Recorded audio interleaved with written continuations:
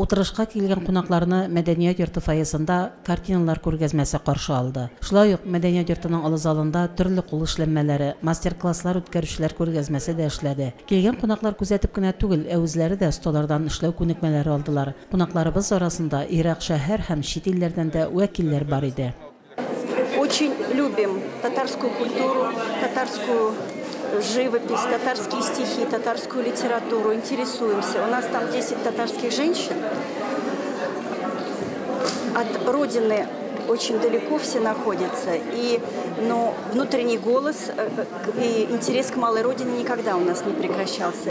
Безнең Мөслимгә кайсы гына яктан нинди генә кунак килсә дә, алар һәр вакыт шаккатып китәләр дисәк тә артыру булмастыр. Инде менә шушы җыенда, күчмә утырышта катнашкан кызларыбыз да безнең кайсы гына җиргә барсалар да, нинди генә авыл җирлегендә, нинди генә объектта кунак булсалар да, бары тик югары фикердә.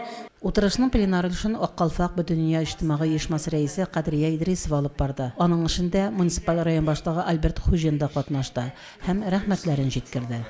Килгәнегез өчен бик зур рәхмәт.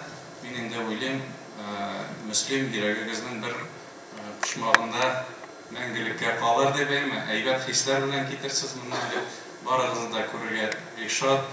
Аккалфак Бөтендөнья иҗтимагый оешмасының Мөслим бүлеге җитәкчесе Эльвира Гареева бүлек эшчәнлеге белән таныштырды. Мәлләтамак авылыннан Людмила Игошева авыл тарихы турында сөйләде. Вәрешбаш авылыннан мәгариф ветеран Тәскирә Низамиева үзе чыгарган китаплары хакында аңлатты. Утырыш шушын яңаклап Кадрия Идрисова Мөслим районы җитәкчелегенә барлык халкына рәхмәтләрен җиткерде. 2 көн дәвамында барган очрашуга югары бәя бирде. Йөрәк күлләре һәм шул вакытта чишмәләренә карап сукландык. Халкы белән якыннан таныштык. Нәни балалардан алып 96 яшьлек апаларга кадәр, абыйларга кадәр без алар белән таныштык. Бүген Мөслимне белмибез, ул нинди җирлек микән дип әйтүче кеше безнең арада калмады.